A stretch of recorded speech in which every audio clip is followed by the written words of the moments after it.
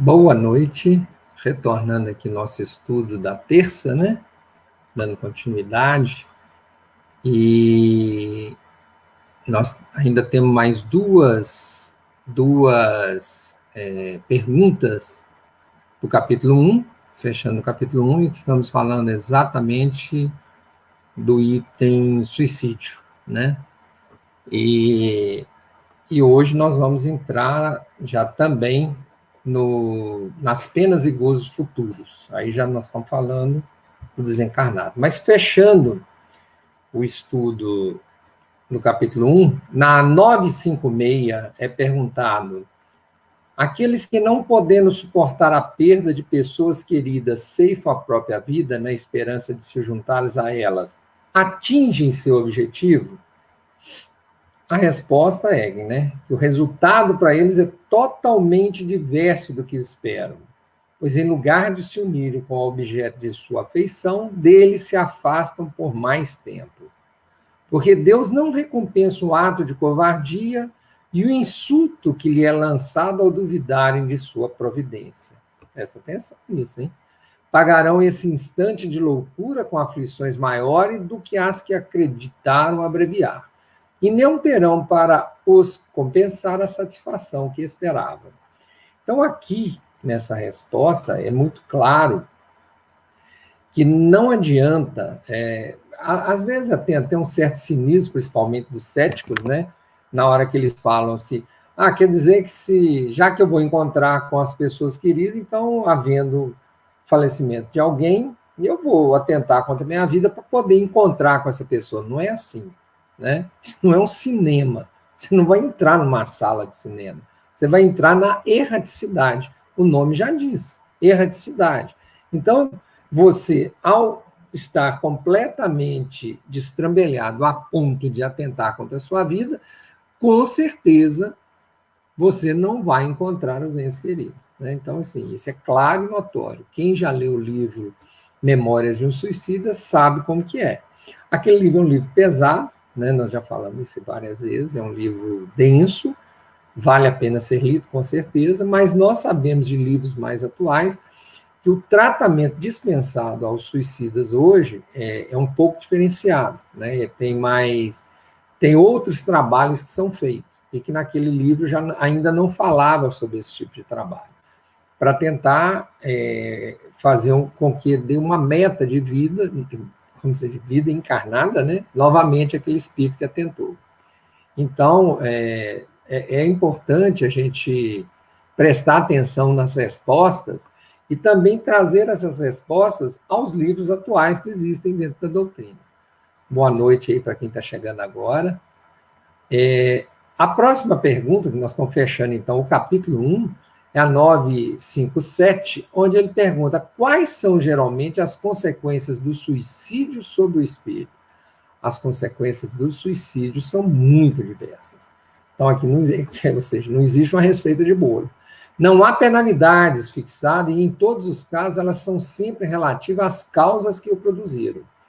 Mas uma consequência da qual o suicida não pode escapar é o desapontamento. Além disso, a sorte não é a mesma para todos. Depende das circunstâncias. Alguns espiam sua falta imediatamente, outros numa nova existência que será pior do que aquela cujo curso interromperam. Eu gosto muito de lembrar as pessoas que é o seguinte: você tem uma meta reencarnatória, isso é fato. Quem já leu o texto, nossa, não vou lembrar agora, tem um texto do Emmanuel falando exatamente sobre isso, né? Sobre metas que nós temos em relação ao Pai. Quem leu esse texto sabe claramente que Deus não joga dado. Então, assim, existem tarefas que podem ser feitas por qualquer pessoa, mas dessa vez essa tarefa precisa ser executada por você. Então, não tem como, se você atentou contra a sua vida, você vai chegar do lado de lá, porque se você atentou, é porque com certeza você está espiritualmente abalado. Você vai chegar do lado de lá espiritualmente abalado. Então, o que precisa acontecer? Você precisa, nesse momento, fazer com que você recupere a sua história, o fio da meada da sua história. Então, às vezes as pessoas falam assim, mas então eu vou ser penalizado no sentido de que, já que eu atentei contra a minha vida, então eu vou sofrer um castigo e a hora que eu voltar é pior. Gente, imagina a escola, né? Quem já repetiu de ano vê. Já não é uma coisa muito tranquila você fazer o ano letivo seguindo com a turma, com aquela turma que você acostumou desde o início, que você está indo junto, que você, quando tem uma dúvida, você sabe para quem pega o caderno emprestado. Estou dando um exemplo fictício aqui, né? Fazendo uma similaridade. Aí você toma recuperação, aí você tem que fazer novas amizades, descobrir quem realmente é a pessoa que sabe aquela matéria. A coisa fica mais difícil para você, não é verdade? Quando você repete o ano, sem contar que quando você repete o ano, você se frustra. Tentei, não consegui. Né?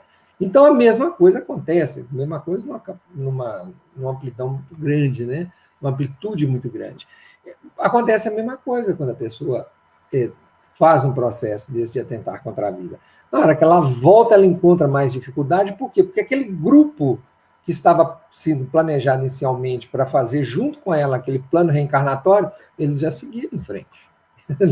Não adianta. Eu tenho uma frase de um amigo meu que eu gosto muito dela. Você está seguindo a multidão virou na esquina e você perdeu a multidão. Né? Então você vai ter que se juntar a uma nova multidão. Mas você fará, e essa é a bondade e misericórdia do Pai.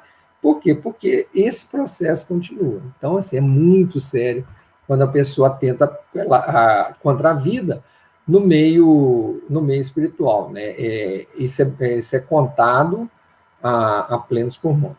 Então, agora, nós encerramos o capítulo 1 e nós vamos começar o capítulo 2, que são as penas e venturas futuras, né? Penas e gozos futuros, que ele fala. E o primeiro item que ele tem para falar para nós é o item que fala sobre. Nós vamos entrar agora nesse item, ó, capítulo 2 das penas e gozos futuros, que é o item que fala o nada, né? A vida futura. Então, não tem gente que fala, não, depois que eu vier a falecer, não tem nada, né? Não é bem assim. Não é desse jeito, né? Nós sabemos que vai ter, sim, uma vida futura. Então, vão ser todo mundo igual ao nosso lar? Não, tem uma grande maioria que vai ser de seres umbralinos, né? Eu, por exemplo, quando eu desencarnar, eu já sei, vamos dizer, eu não fico preocupado, eu vou para o umbral, não tenho dúvida disso. Sim, como se diz, o André Luiz passou pelo umbral, vários espíritos, muito mais evoluídos que eu, passaram pelo umbral, aonde que eu vou passar? Vou passar no umbral, então eu tenho que ficar tranquilo em relação a isso. Mas você não tem medo? Não, de jeito nenhum, eu não tenho que ter medo. Eu tenho que ter força espiritual para fazer minhas orações, sintonizar aquela ajuda que sempre passa por lá para eu sair de lá o mais rápido possível, né? Medo de jeito nenhum, que só vai servir para me atrapalhar, né? Então, voltando aqui, quer dizer, iniciando nas penas futuras, nós estamos aqui na pergunta 958. O que a 958 pergunta? Por que o homem repele instintivamente o nada? Porque o nada não existe. É igual quando você estuda a respeito do vácuo, né? A retirada do ar no ambiente. Se você tenta fazer vácuo numa seringa que está dentro da água, na hora que você puxa o êmbolo, ela enche de água, ela enche do líquido onde ela está imersa. Então, assim, isso na natureza acontece continuamente. Aí o pessoal fala, não, mas existe o vácuo interestelar.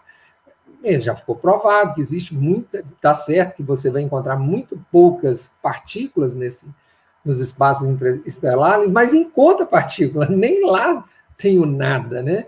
Agora, quando se trata de matéria quintessenciada, que somos nós, espíritos desencarnados, aí é que não tem jeito, né? O nada é completamente preenchido pela essa vida espiritual abundante. Reza a lenda que, em relação à quantidade de pessoas encarnadas, 2/3 de desencarnados estão do lado de lá, em mesma quantidade. Então, assim, quando você fala a humanidade do planeta Terra, então é 3 vezes a população que a Terra tem, né? Então, assim, é muita coisa, é muita coisa. Então, assim, isso é instintivo. Na 959, ele pergunta, e de onde vem para o homem o sentimento instintivo da vida futura? Aí ele fala, nós já dissemos.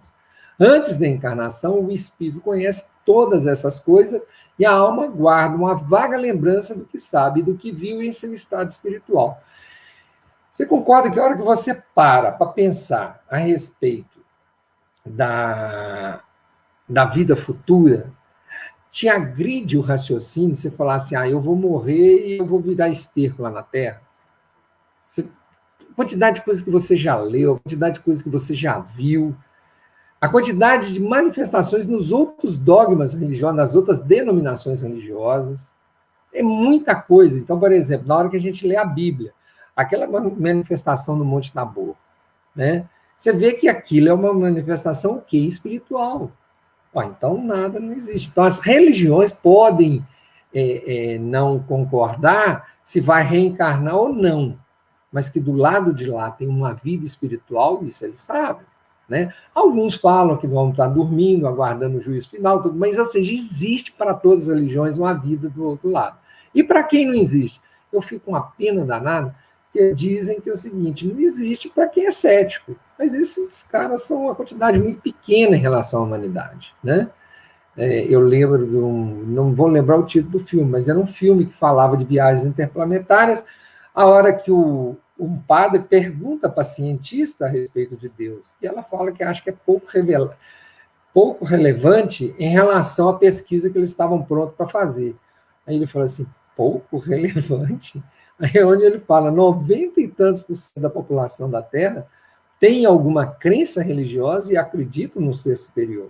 Ou seja, já era a hora dos cientistas acordarem, né? Não dá para falar que Deus é irrelevante. É uma loucura, né, você ouvir uma frase desse tipo. Mas tem gente que, infelizmente, fala, né? Vamos respeitá-lo, porque ele só está atrasado no tempo. Daqui a pouco ele chega e aprende a respeito desse assunto. Então, continuando aqui, agora nós vamos na 960. Na 960, nós começamos um novo item, que é o item a intuição das penas e das venturas futuras, né? Então, assim, a gente tem essa intuição. Como é que é essa intuição? Aí vamos lá. O que ele vai falar no 960?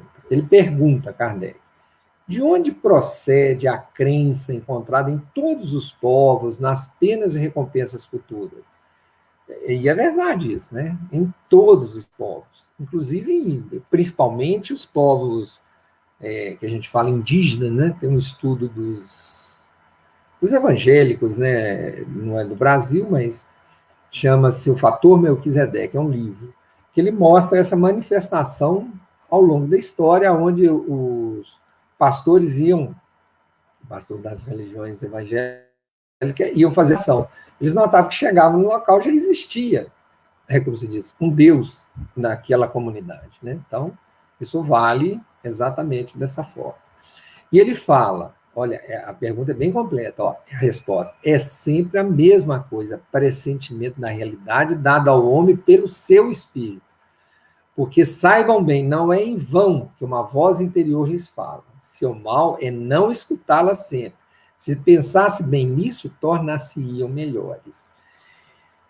A voz, todos nós escutamos. Todos nós escutamos essa voz interior.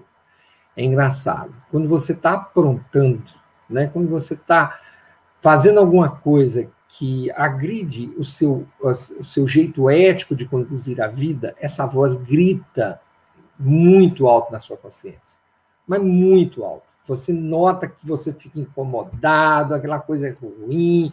Isso, então, o que é isso? É isso. Ele vendo que você tem uma ligação espiritual muito forte. Então, assim, você já sabe de antemão muita coisa.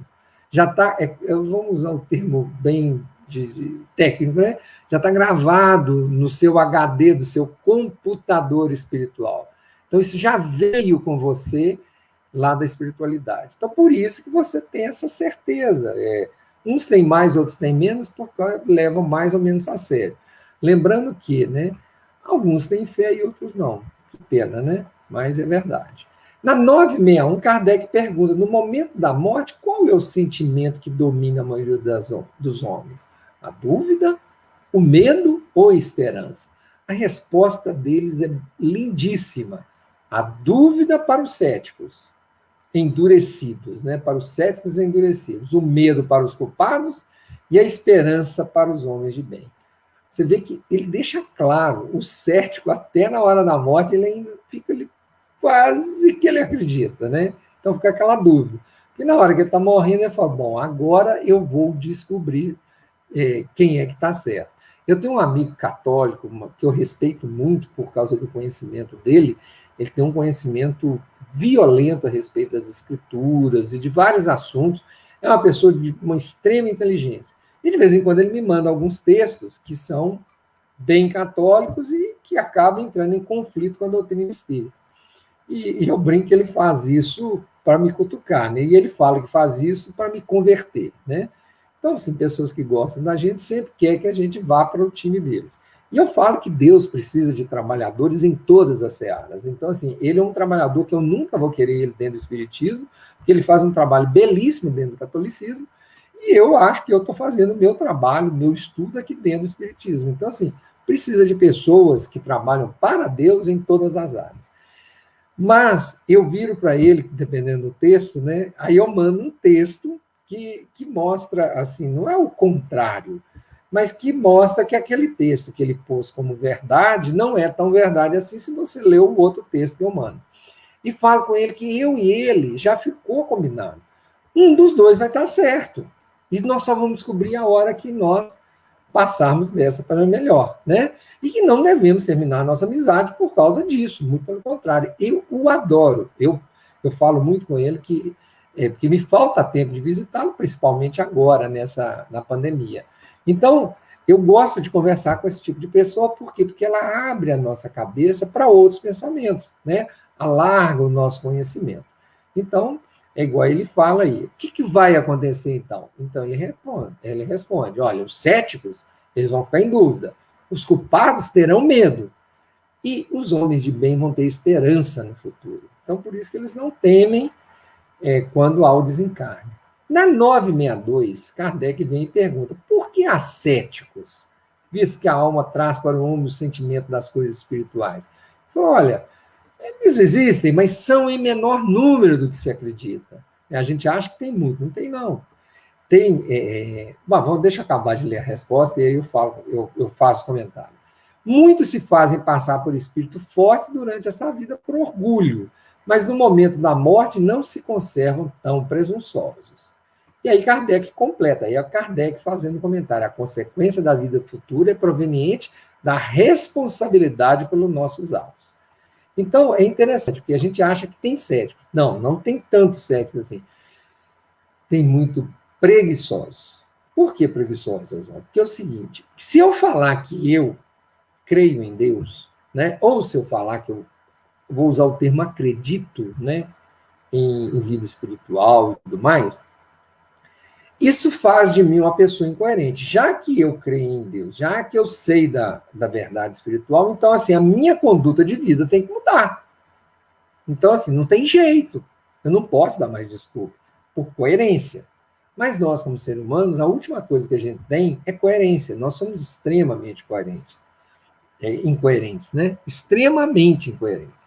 Então, aí dá a sensação que o cara é cético. Ele não é cético. Ele é preguiçoso. Ele não quer assumir a sua espiritualidade, porque a gente trabalhar a nossa ascese espiritual, eu já falei aqui, dá trabalho. Então, nós precisamos tomar cuidado, né? Na hora de avaliar a pessoa. Às vezes, a pessoa não é cética, ela é preguiçosa. Dá preguiça pensar no mundo espiritual. Dá trabalho, né, na verdade. Aí a pessoa tem preguiça. Por que dá trabalho, Oswaldo? Por que você está falando que dá trabalho? Porque na hora que você estuda o espiritismo e não muda a sua conduta de vida, alguma coisa de muito sério está errada em você. Então, assim, se nós somos estudantes da doutrina, né, não precisa ser a doutrina espírita, se nós somos estudantes do cristianismo, seja que credo for, nós temos que ter coerência nas nossas atitudes. Né? Não dá para eu ler, aprender sobre o Cristo, aprender sobre os exemplos do Cristo e continuar levando a vida a Deus dará, né? Então, assim, por isso que a gente tem a sensação de ter muitos céticos no mundo, mas não são céticos, são preguiçosos. É mais fácil eu falar que não acredito. Porque se eu falo que acredito, mas continuo tendo uma conduta de pessoas que não acreditam, então tem uma incoerência muito grande no que eu digo e no que eu faço, correto? Então, por isso que dá essa sensação. Mas na hora que morre, na hora que vai fazer a curva, o carro começa a capotar. Ai, meu Deus, me ajuda. Nossa Senhora, que o manto é ou não é, né? Então, assim, é muito importante a gente prestar atenção nessas avaliações. Continuando, né, a resposta agora, nós começamos um novo item, que é a intervenção de Deus nas penas e nas recompensas. Deus, que é tão grande, né, ele será que ele tem tempo, né? Olha lá, intervenção de Deus nas penas e nas recompensas. Aqui, nós espíritas, alguns, vai ter pode acontecer de ter uma opinião diferente, né?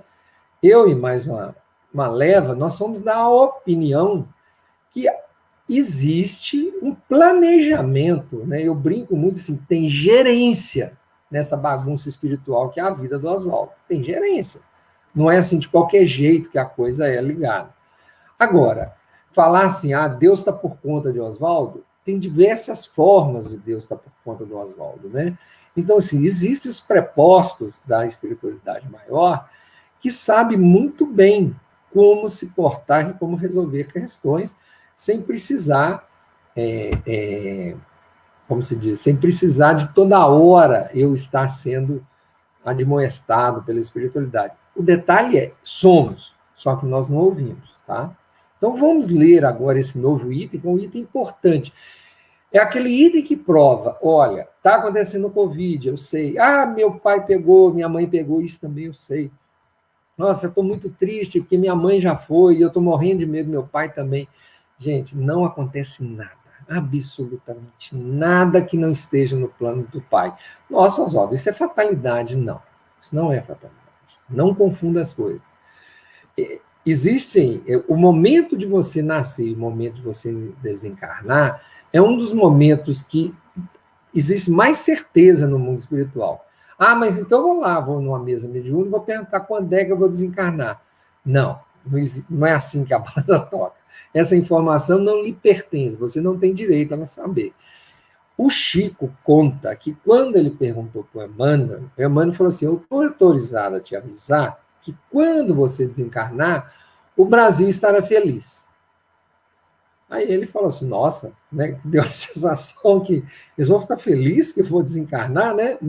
Não, ele só não contou para o Chico, né? Porque o Chico contou isso antes de desencarnar, né? Então quem acompanha a vida do Chico sabe disso. Ele só não contou para o Chico que era porque o Brasil tinha ganhado a Copa. Então, no dia que o Brasil ganha a Copa, o Chico desencarna.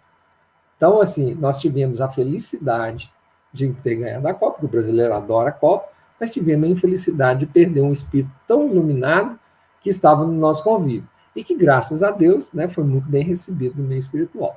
Então, você vê que um Chico, que é um espírito de luz, iluminado, aquela coisa toda, foi dada a ele uma dica. Então, a resposta da mãe foi igual, estou autorizado, né? Chegou um memorando. Não é assim que a banda toca. Eles se comunicam de uma forma muito diferente, muito mais evoluída do que a nossa, né? E a gente tem essa sensação. Vocês já repararam quando, de vez em quando, a espiritualidade nos dá uma intuição tão forte que você tem certeza absoluta que é aquilo que você tem que fazer? Vocês já repararam isso, não já? Então, é dessa forma que chega às verdades e às ordens, né? Vamos dizer assim. Então, vamos ver a primeira pergunta, 963. Nosso tempo está acabando. Deus se ocupa pessoalmente de cada homem? Não é ele imensamente grande, nós muito pequenos, para que cada indivíduo em particular tenha qualquer importância aos seus olhos? Olha só, a pergunta do Kardec é, nós somos muito pequenos comparado a Deus, mas será que ele se ocupa realmente de nós? A resposta é muito linda. Deus se ocupa de todos os seres que criou, por menores que sejam. Nada é tão pequeno para a sua bondade. Engraçado, né? Porque a gente imagina Deus tomando conta de nós igual nós tomando conta dos nossos filhos. Então, assim, a nossa capacidade é tão limitada que a gente imagina que Deus não tem capacidade para cuidar do planeta inteiro e do universo todo. A gente está sempre limitando Deus, vocês já repararam? A gente está sempre tentando trazer Deus para o nosso plano, em vez de nós irmos em direção a Deus para entender mais do seu poder, né? Então, com certeza, Deus, ele conseguiria se ocupar de todas as criaturas do universo, né? Igual eles estão falando, e ele se ocupa, né? Então, ele se ocupa de todas as criaturas. Então, continuando aqui, a próxima é legal, ó.